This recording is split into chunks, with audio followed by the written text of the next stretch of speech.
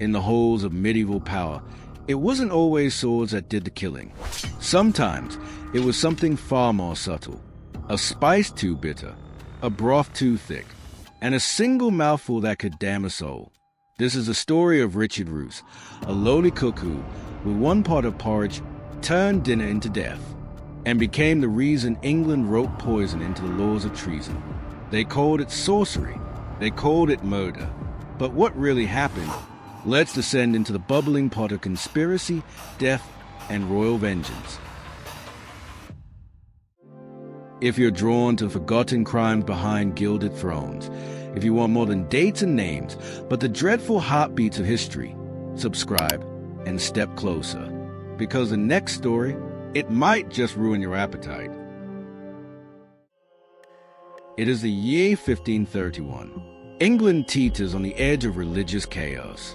King Henry VIII is restless, enraged, and desperate to secure his legacy with a male heir. His obsession with divorcing Queen Catherine of Aragon has fractured his kingdom and pitted the throne against the church. Tensions bubble beneath every banquet and whisper in the corridors of every courtier. Loyalties shift like shadows. Trust is a luxury no one can afford. But this is not a story of kings and queens, not directly. This is a story of the kitchen, of a cook, of boiling broth and a mouthful that would lead to a new kind of execution. Richard Roose, sometimes recorded as Rouse, was no one special. He was a cook, a servant, a man who made meals and cleaned up the scraps left behind by bishops and their guests. He worked under John Fisher, the Bishop of Rochester, a man known not just for his devout faith, but for his open resistance to the king's plans to cast aside Catherine. Fisher had enemies, both in and out of the court, but no one expected an attack to come from his own kitchen. One day in February, Roose was sent to prepare a pot of broth. Accounts differ slightly, as they always do when fear clouds of facts, but the result was undeniable. After tasting the porridge, 2 people were dead, and several others, including the bishop himself, fell dangerously ill, violently ill. The household descended into panic. Physicians were summoned. Blame flew wildly. Then came the whisper that turned a kitchen mishap into a national scandal. The food had been poisoned. The survivors spoke of stomach cramps and fits of vomiting, of a sickness that seemed unnatural, too fast, too vicious. The bishop recovered, but 2 common guests did not. They died in agony. Roose was arrested almost immediately. The man who made porridge for the servants was now accused of using his ladle as a weapon. In an age when poisons were feared as the tools of witches and assassins, there could be only one answer: treason. And the charge wasn't just against a man. It was against a class, a profession, even an idea. The kitchen, once seen as a place of humble service, was now imagined as a den of plotting, a potential breeding ground for subversion. The case reached the ears of King Henry VIII himself, and in the king's simmering rage, he saw more than just a cook. He saw an opportunity. This was his chance to show strength, to send a message not just to potential assassins, but to his enemies in the clergy, those, like Bishop Fisher, who defied him. Roose wasn't noble. He wasn't a bishop or a lord, but he was useful. Richard Roose's arrest was only the beginning. England was still a land of rumors and pamphlets, of gossip passed by torchlight. But the fear was real. At first, Roose reportedly confessed. Some claimed he admitted to lacing the broth with a venomous powder that he acquired secretly. But his story shifted. At times he insisted it was a joke. He said he only meant to make people sick, not to kill them. Then he recanted, claiming he had no idea how the poison got into the food at all. Each version of the tale fed a different theory. Was he coerced? Was he covering for someone more powerful? Was he even guilty? There was no trial. There was no jury. No opportunity to defend himself. That's because Henry VIII did something unprecedented. He created a law just for Roose. The king demanded Parliament pass a new act, the Act of Poisoning. For the first time in English law, poisoning would be classified as high treason, and the punishment would be as horrifying as a crime. Death by boiling. To the common folk, it sounded like something from a nightmare. To the king, it was justice.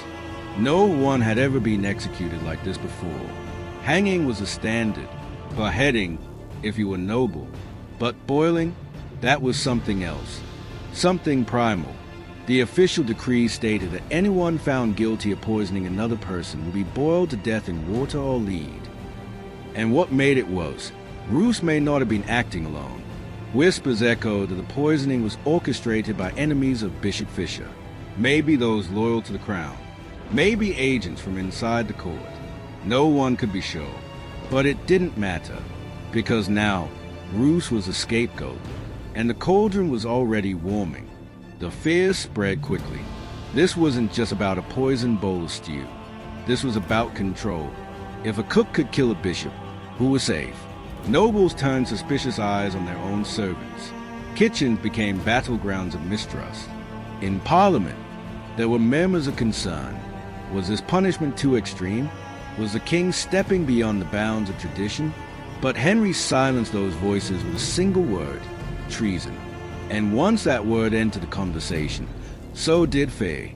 Because if questioning the king's justice meant aligning with treason, then silence became the only option.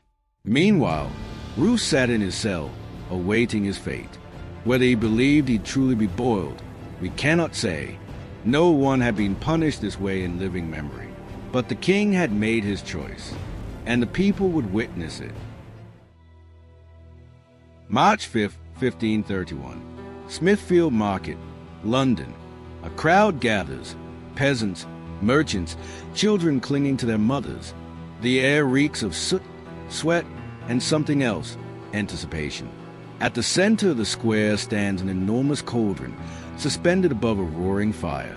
A thick iron chain dangles beside it, and standing nearby, pale and bound, is Richard Roose. He is silent, or perhaps just numb. The sentence is clear. There will be no reprieve, no last-minute pardon. His execution is to be a message, loud, brutal, unforgettable. The water begins to boil. Some in the crowd shift uncomfortably. This is not the justice they are used to, but it is the justice their king demands. Roose is lifted by his chains and lowered, slowly, into the cauldron. Not all at once. No, this is a spectacle. First, his feet. The skin blisters instantly. He thrashes. Screams echo through the market. The crowd recoils, horrified, but they don't look away. Then his legs. His body shakes violently. The bubbling water snaps and hisses. Roose's screams become raw, guttural. A priest stands nearby, whispering last rites, unheard over the noise. Then his torso, his arms. Some accounts say he was pulled in and out of the cauldron multiple times, dipped like cloth in dye, just to prolong the agony.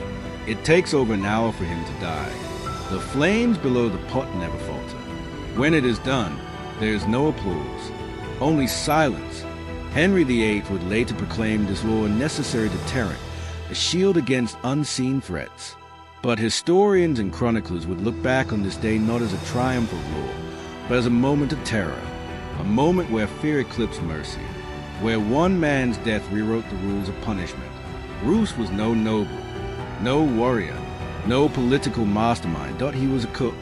But in death, he became something more, a symbol of a king's wrath, and of what happens when justice is drowned in a boiling pot of fear. If you made it this far, thank you. Truly, these stories are heavy. They are cool, twisted, and sometimes hard to believe, yet they happened. And your time spent here with me means more than I can say. If this story moved you, unsettled you, or made you see history in a new way, consider liking the video, subscribing, and sharing it with someone who's just as fascinated by the darker corners of past. Your support helps keep these forgotten tales alive. Thank you, and see you in the next episode of Dark Lore.